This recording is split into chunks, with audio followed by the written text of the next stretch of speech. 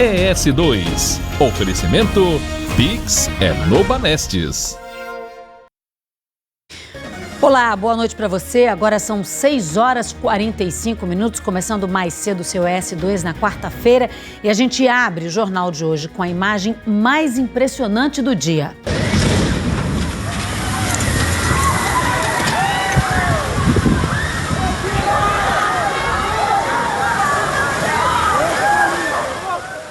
Duas torres de caixa d'água, foi o que você viu aí, gigantes, caíram hoje pela manhã num condomínio popular do Minha Casa Minha Vida, em Cariacica.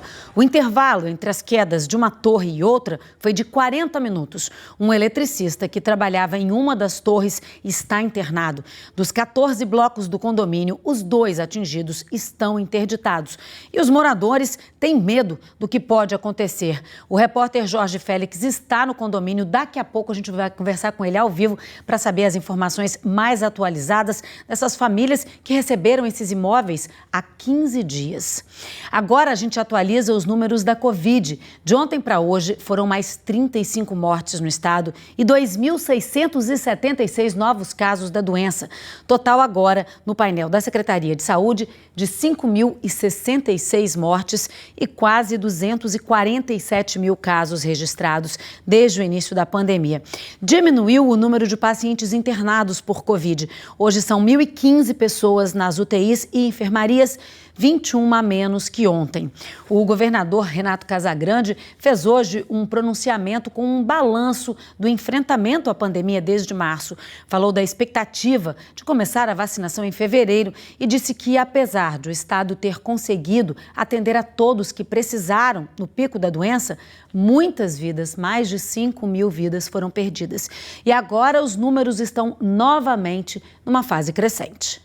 Nós chegamos agora de novo numa fase crescente do número de pessoas contagiadas. Para falar a verdade, o número de pessoas contagiadas neste momento é maior do que na primeira fase, né? A média de número de pessoas contagiadas nos últimos 14 dias é maior do que o número de pessoas contagiadas na primeira fase, né, da doença, né, do coronavírus, da Covid-19. Nós estamos com 1.700 pessoas contagiadas por dia sendo identificadas. Então, repito, o número de óbitos não é maior do que a primeira fase, mas está crescendo. O número de pessoas contagiadas já é maior do que na primeira fase. O governador também disse que a situação é pior no interior que na Grande Vitória nesse momento. E enquanto os números da pandemia avançam, em Guarapari, olha só a situação da Praia da Bacutia hoje à tarde. Dia 30 de dezembro, 4h10 da tarde, olha a Bacutia, olha a Bacutia. Coronavírus não veio aqui não, galera. Imagem impressionante. No pronunciamento de hoje, o governador fez um apelo para que as pessoas mantenham os protocolos que vêm sendo reforçados desde março. Disse que esse vai ser um fim de ano diferente e que os turistas são bem-vindos ao estado, mas que pensem na segurança de todos. Momento de final de ano é um momento de fluxo de pessoas para o estado do Espírito Santo. Nós queremos receber muito bem as pessoas do nosso estado, mas só venham para cá se vocês vierem para lugar seguro. Se não vierem para lugar seguro, vocês, por favor, não venham, porque vocês vão colocar a vida de vocês em risco e vão colocar a vida de outras pessoas em risco. Por favor, né, evitem aglomeração. É na aglomeração, especialmente na aglomeração em ambiente fechado, mas em qualquer aglomeração é que o vírus se transmite, que o vírus consegue se transmitir com muita facilidade, com muita eficiência. Então, todos são muito bem-vindos, mas só venham se tiverem, de fato, um local que seja seguro para vocês curtirem e descansarem, né, e, ao mesmo tempo, se protegerem e proteger a vida de outras pessoas. E o decreto com regras da Prefeitura de Guarapari foi publicado hoje. O documento traz as medidas para enfrentamento da pandemia de Covid-19. Entre as novas regras estão o fechamento dos bares até o dia 3 de janeiro, o funcionamento somente de estabelecimentos essenciais no domingo e proibição da entrada de ônibus e vans de turismo e excursão. A única exceção é para veículos direcionados a hotéis e pousadas que têm estacionamento próprio. Quiosques só podem funcionar até às 8 da noite. Eventos em casas de shows, boates estão proibidos. O decreto traz outras regras que você pode conferir no nosso site. Os vereadores de Vitória não votaram o projeto que reduz a quantidade de assessores para cada vereador. Hoje foi a última sessão do ano e não tinha quantidade de vereadores suficientes para votação. Eu vou chamar a repórter Gabriela Ribetti, que tem mais informações desse assunto. Boa noite, Gabi. Ei, Daniela Abreu, boa noite para você. Boa noite para você também que acompanha a gente no S2. Então, gente, eu estou aqui bem em frente à Câmara Municipal de Vitória. Só que a sessão não aconteceu aqui não, foi uma sessão online por causa da pandemia. Ou seja, o vereador poderia, de onde ele estivesse, ligar ou o celular ou um computador e participar da sessão de hoje, a última do ano. Só que, apesar dessa facilidade, dos 15 vereadores aqui de Vitória, apenas 6 participaram da sessão de hoje. E aí aconteceu o que todo mundo temia, né? O projeto que prevê essa redução no número de assessores não foi votado. Na verdade, para ficar bem claro, o projeto, gente, mesmo, ele já foi votado lá em maio, já foi aprovado.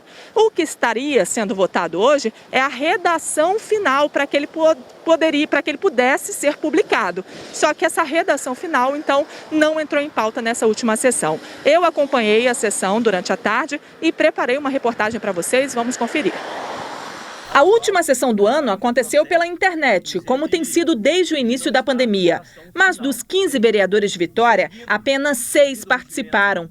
Durante a sessão, o presidente da Câmara, Kleber Félix, disse que não colocaria o projeto que reduz o número de assessores em votação por falta de quórum. Seguindo o regimento, após protocolização do pedido de urgência, foi recebido 2 atestados por vereadores membros das comissões, razão pela qual não pode ser deliberado o pedido de regime de urgência, por estar prejudicado o andamento do processo nas comissões competentes. Os vereadores Dalton Neves e Luiz Carlos Amorim apresentaram atestados médicos e não participaram da sessão. Os 2 são membros da Comissão de Finanças da Câmara. Um dos autores da matéria, vereador Roberto Martins, criticou o fato de o projeto não ser votado. E o que é inconstitucional é não votar a redação final de um projeto aprovado. Esse projeto foi aprovado, vereador Leonil, no dia 6 de maio, em plenário. Foi 8-4 a votação. Votar a redação final não é segundo turno, não é rediscutir o projeto já foi aprovado. Atestado médico como? Nós estamos numa sessão virtual. Se você estiver doente, Dalton, liga aí, entra. Só se você estiver passando por uma operação agora, cirúrgica, tudo bem. Mas não existe atestado médico para sessão virtual. Chegou a ter bate-boca durante a sessão entre os vereadores Vinícius Simões e o presidente Kleber Félix. Max da Mata, autor de uma emenda que modificou a redução de 10 para 8 assessores por vereador, também lamentou o fato de a lei não ter sido publicada até hoje. Eu queria só lamentar profundamente o fato dessa redação final do projeto de resolução não estar hoje na pauta da ordem do dia, mas muito mais do que isso, que essa redação final já não tivesse sido colocada na pauta em outras sessões anteriores. O projeto que reduz o número de assessores na Câmara de Vitória foi aprovado em maio desse ano. Na época, os vereadores comemoraram. Disseram que seria uma das principais medidas para economizar dinheiro em meio à pandemia. Mas faltava a redação final. O vereador Dalton Neves passou 92 dias com o projeto sem entregar o texto final. A missão foi entregue, então, para o vereador Luiz Paulo Amorim, que pediu um parecer do procurador-geral da Câmara. O projeto original, ele foi encaminhado pela mesa, como manda o regimento interno. Porém, quando ele entrou no plenário para votação, alguns vereadores fizeram a emenda substitutiva, reduzindo ainda mais o número de assessores. Só que essa emenda ela deveria ser encaminhada pela mesa diretora e não pelo vereador que fez a emenda. No dia 17 de dezembro, o presidente da Câmara, vereador Kleber Félix, decidiu arquivar o projeto alegando insegurança jurídica. Mas o arquivamento gerou muitas críticas e, dias depois, o presidente desarquivou o projeto. Ouvindo as pessoas, nós entendemos, que o projeto poderia ir para debate em plenário, para tramitar nas comissões, as comissões de Justiça, Finanças, Fiscalização de Leis e a comissão da mesa diretora. E nós somos totalmente a favor da redução de gastos. Se o projeto for publicado, haverá um corte de 105 assessores na Câmara Municipal, o que pode gerar uma economia de R$2,5 milhões por ano. Mas se a lei não for publicada até amanhã, só passa a valer na próxima legislatura, entre 2025 e 2028. Só que para valer lá em 2025, os vereadores que vão entrar agora vão ter que desenterrar esse projeto e colocar para votação. Então vai depender do interesse deles também, Dos 15 vereadores hoje em Vitória, apenas 5 foram reeleitos. E vamos falar quem participou hoje da sessão. O presidente Kleber Félix, Roberto Martins, Mazinho dos Anjos, Vinícius Simões, Max da Mata e Leonil. Nenhum deles foi reeleito. Daniela Abreu. Obrigada, Gabriela, pelas informações. Projeto que a gente vem acompanhando aí no S2 aqui na TV Gazeta. Obrigada, viu? E um carro de luxo, um Porsche, capotou hoje na Rodovia do Sol. O acidente aconteceu na Ponta da Fruta pouco antes das 7 da manhã. Uma pessoa ficou ferida. O carro caiu numa ribanceira. O para-choque ficou de um lado e a porta do motorista do outro. A Marciele estava caminhando pela Rodovia do Sol e viu uma pessoa sendo socorrida. Era o carona. O motorista já não estava no local. Eu vi 2 ambulâncias do lado de lá e um rapaz estava sendo socorrido, que era o carona, e o carro estava caído lá embaixo. Parece que o rapaz estava em estado grave, que estava com a costela quebrada, tendo a hemorragia, e tinha sido encaminhado depois para o São Lucas. O motorista não estava aqui no momento, ele parece que saiu antes de ser socorrido, saiu andando mesmo e não se sabe ainda o paradeiro dele. O carro seguia na direção Guarapari-Vila Velha. De acordo com a polícia, essa marca indica que o motorista ainda tentou frear por quase 25 metros. Ele capotou, invadiu a contramão, bateu numa árvore e caiu na ribanceira, que, segundo a polícia, tem mais de 35 metros de altura. O trânsito precisou ser interrompido na Rodovia do Sol, no sentido Guarapari, para retirar o carro.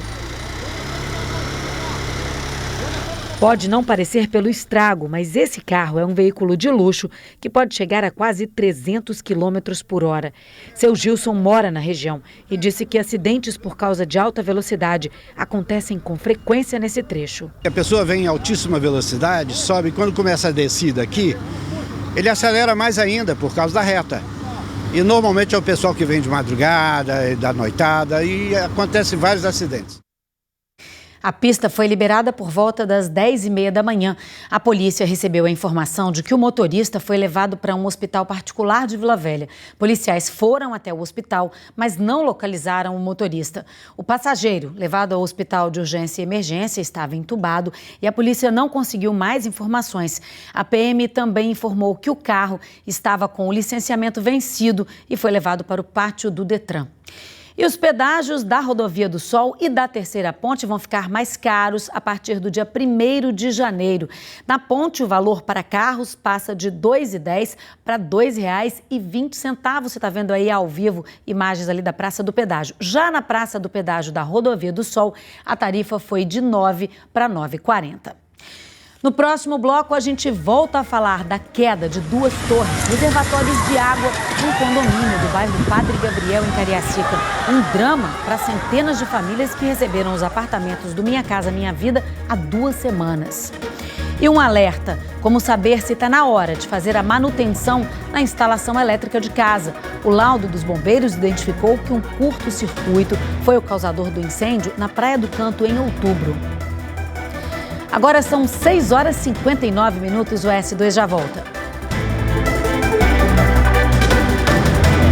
Esse ano foi tombo atrás de tombo. Chegou a hora de você se dar bem. Tomba preço Móveis Simonetti. Lavadora 10 kg Sugar apenas 10 de R$ 39,90. Quantidade limitada. Armário de cozinha 7 portas só 10 de R$ 79,90 sem juros. Smart TV 40 polegadas com inteligência artificial. Leve por 10 de R$ 169,90. Imperdível. Smartphone LG K22 64 GB só 10 de R$ 89,90 sem juros. Tomba preço Móveis Simonetti. Acesse e compre.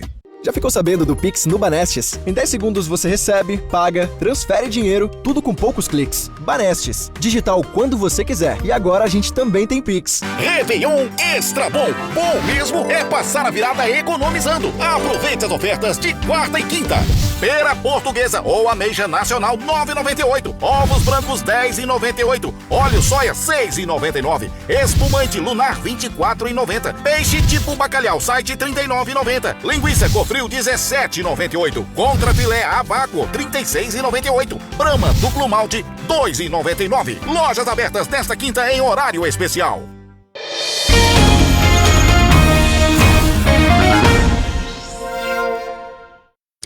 S2 de volta e a gente volta agora a falar do desabamento de 2 torres, 2 reservatórios de água num condomínio no bairro Padre Gabriel, lá em Cariacica. Isso aconteceu hoje pela manhã.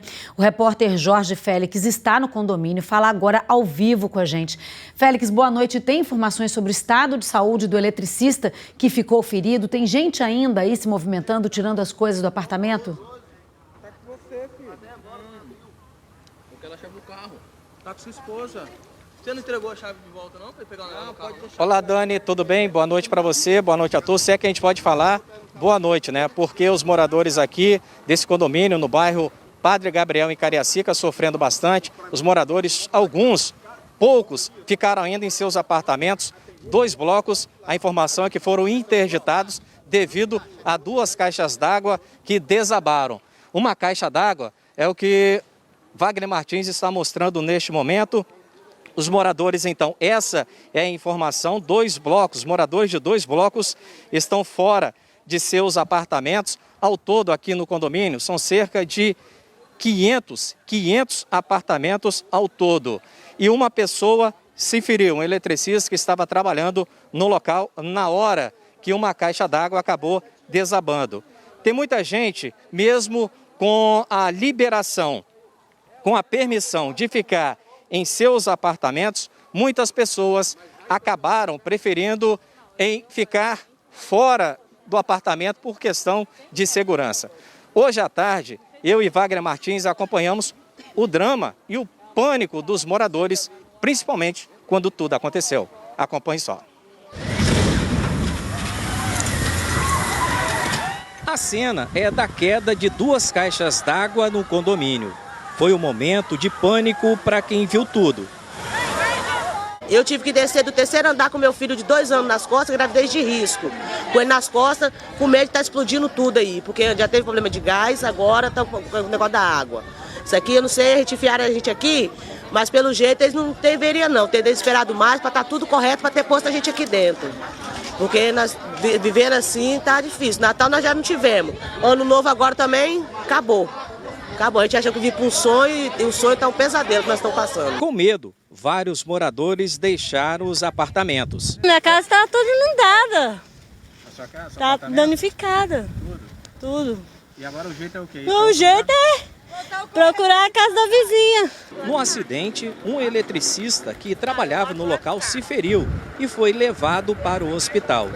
As paredes de alguns apartamentos foram destruídas. O apartamento dessa moradora fica ao lado de uma caixa d'água que caiu. Ela prefere não aparecer. Eu só vi quando a caixa fez um barulho e caiu em cima do homem, com tudo no prédio, entendeu? Caiu tudo. Aí eu desci correndo, que eu vi aquela neblina, eu desci correndo desesperada com as minhas crianças, arrastando, deixei minha casa toda aberta.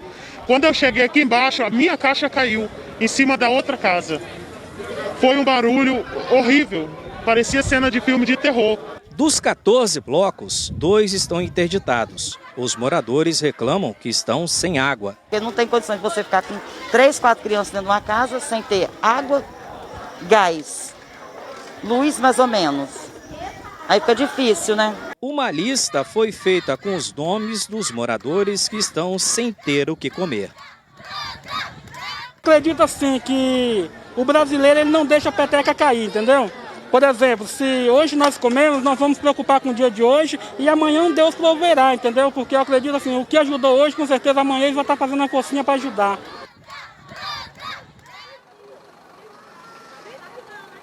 A gente mostrou agora há pouco uma caixa d'água. Agora vamos mostrar a outra caixa d'água. Inclusive tem um caminhão nesse momento, a gente falando aqui ao vivo, e tem um caminhão chegando com caixas d'água para restabelecer a água aqui para os moradores. Estou aqui com o Vanderlei do Nascimento, que é síndico aqui do condomínio. Como é que está a situação, por exemplo, do eletricista? Você tem essa informação? Boa noite. Essa informação ainda nós não temos, tá? E estamos aguardando ainda essas informações, mas ainda nada sobre a situação de saúde dele. Tá bom, muito obrigado. E só destacando o seguinte, viu, Dani, você que acompanha o ES2, o condomínio, ele foi entregue há pouco tempo, há 2 semanas, no dia 14 de dezembro. A gente continua aqui, inclusive os moradores bastante revoltados, querendo uma situação, principalmente aquelas pessoas que saíram de seus apartamentos. A pergunta é, para onde nós vamos? É com você, Dani. Obrigada, Félix, pelas informações aí falando ao vivo, né? Os bombeiros socorreram esse eletricista. Hoje mais cedo disseram que ele tinha sido levado ao hospital. A gente continua, claro, acompanhando essa situação e principalmente dos moradores também. Obrigada, Félix, pelas informações. A Cobra Engenharia, a empresa responsável pela obra, disse que está dando os cuidados necessários para os moradores. Disse que forneceu água potável, alimentação e hospedagem, está providenciando carros-pipa e já trabalha na solução para o restabelecimento do fornecimento de água. Você viu os caminhões que acabaram de chegar lá com caixas d'água. A empresa terceirizada responsável por projetar e montar as torres de água foi acionada pela Cobra Engenharia, mas ainda não se manifestou. Segundo o site A Gazeta, a Defesa Civil avaliou que parte do prédio que está com a caixa d'água escorada pode ser demolido. Nós vamos continuar acompanhando essa situação, uma estrutura enorme que acabou parecendo papel. Bom, agora a gente reforça um alerta. É preciso ter muita atenção com a instalação elétrica. Na segunda-feira, a gente mostrou aqui o resultado da perícia do Corpo de Bombeiros depois de um incêndio num apartamento da Praia do Canto. O laudo do Corpo de Bombeiros identificou que foi um curto-circuito que começou o fogo. Você vai ver agora que existem sinais de que alguma coisa pode estar errada na parte elétrica da casa. Nesse calorão, a Linde não abre mão do ventilador. O aparelho fica ligado praticamente dia e noite. E como ela tem uma loja de aluguel de vestidos em casa, outros equipamentos como máquina de costura e ferro de passar também ficam muito tempo na tomada. Ela até já levou alguns sustos com problemas elétricos, mas hoje em dia tenta fazer tudo certinho. Fiz uma adaptação na minha tábua e para ficar evitando fiação no chão eu evito.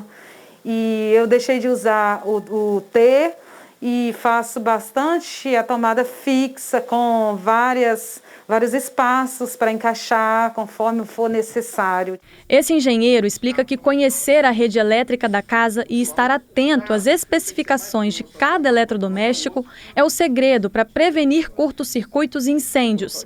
Quando você comprar ou alugar um imóvel, deve primeiro um mapeamento de todo esse circuito, aonde você pode instalar quais equipamentos. Evitar as famosas gambiarras também é importante.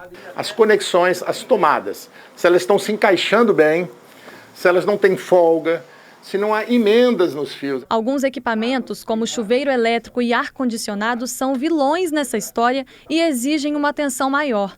Mas, na maioria das vezes, basta estar atento aos pequenos sinais. Um barulhinho diferente, por exemplo, pode indicar que alguma coisa está errada. Observar se, ao ligar o equipamento, a tomada não está aquecendo demais. Observar se as partes móveis não estão fazendo barulhos estranhos. E, principalmente, o disjuntor desligou. Se o disjuntor desligou, alguma coisa está errada. As instalações elétricas exigem cuidado porque ainda são uma das principais causas de incêndio no país. Em 2019, 74 pessoas morreram no Brasil em situações causadas por um curto-circuito. A maior parte dessas situações ocorreu porque a fiação elétrica estava precária ou incorreta. Esse ano, o caso mais emblemático no Espírito Santo foi o incêndio que causou a morte de um menino de 4 anos em Vitória, no mês de outubro. O laudo pericial do Corpo de Bombeiros apontou que um desgaste na fiação provocou as chamas, que podem ter começado no ventilador ou no ar-condicionado. Com certeza foi ou o ventilador ou o ar-condicionado. As fiações elétricas, elas têm um período de validade ótimo de funcionamento, que é de 20 anos. Faça uma verificação de segurança de tempos em tempos para que esse tipo de coisa não aconteça. E a Polícia Militar divulgou hoje o balanço da Operação Sentinela, que teve várias fases ao longo desse ano, com foco na prisão de assassinos foragidos. Foram feitas 9 ações policiais desde maio em todo o estado. A polícia conseguiu cumprir mais de 900 mandados de prisão.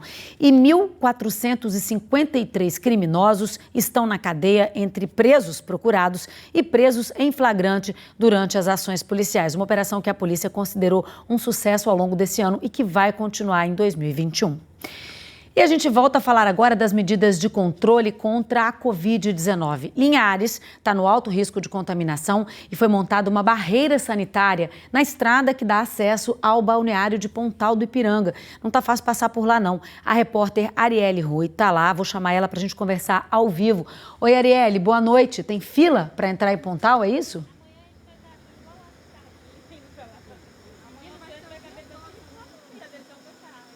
Ei, boa noite, Dani, boa noite a todos que nos acompanham aqui no S2. Olha, tem fila sim, agora a fila está até um pouquinho mais tranquila, mas durante a tarde a imagem era um pouco diferente que essa, viu? A fila era quilométrica aqui. Essa barreira fica na estrada que dá acesso ao balneário de Pontal do Ipiranga e também ao balneário de Povoação, destinos que costumam ficar bem cheios agora para o feriado de Réveillon. A barreira funciona da seguinte forma, olha, ali a gente vê ao vivo alguns servidores públicos da Vigilância Sanitária daqui de Linhares, eles aferem a temperatura dos ocupantes que estão no veículo. Todos os veículos que seguem para os balneários daqui do município são abordados nessa barreira. Essa barreira sanitária, como eu disse, começou hoje por aqui e deve continuar até amanhã à noite, que é véspera de Réveillon. É a primeira vez que a Prefeitura de Linhares faz esse tipo de ação no município, mais uma medida aí para conter o avanço da Covid-19 na cidade, que já tem mais de 11 mil casos confirmados da doença e 174 mortes, infelizmente. Olha, Dani, lembrando que o município é um dos que estão em risco alto de contaminação da doença no estado. Além dessa barreira, para conter o avanço da doença aqui no município, a Prefeitura decretou também hoje um período de quarentena em todo o município de Linhares a partir desta quarta-feira. Olha, a medida é válida até a permanência da cidade no risco alto. O risco alto é quando o município fica na cor vermelha no mapa de risco da Covid-19 do governo do estado. E o que muda com esse decreto de quarentena é que com esse decreto as equipes que atuam na segurança da cidade, no combate à pandemia, podem então atuar de forma mais rápida, além do reforço em campanhas de comunicação. A gente vê, olha, a barreira continua, agora está até formando um pouquinho mais de fila por aqui, olha. Então, só reforçando, essa barreira sanitária, ela acontece aqui na estrada que dá acesso a Pontal do Ipiranga, Povoação, e também acontece na estrada que dá acesso à Regência, que também é um dos destinos procurados agora para o Réveillon. Ei, Dani, eu volto com você. Muito obrigada, Arielle, pelas informações. Você viu hoje o apelo do governador Renato Casagrande para que se evitem as aglomerações no fim de ano. Então a gente termina o ES2 de hoje. As principais notícias do Brasil e do mundo você terá daqui a pouco no Jornal Nacional, que hoje começa mais cedo também. Boa noite para você. A gente se vê amanhã, último dia do ano.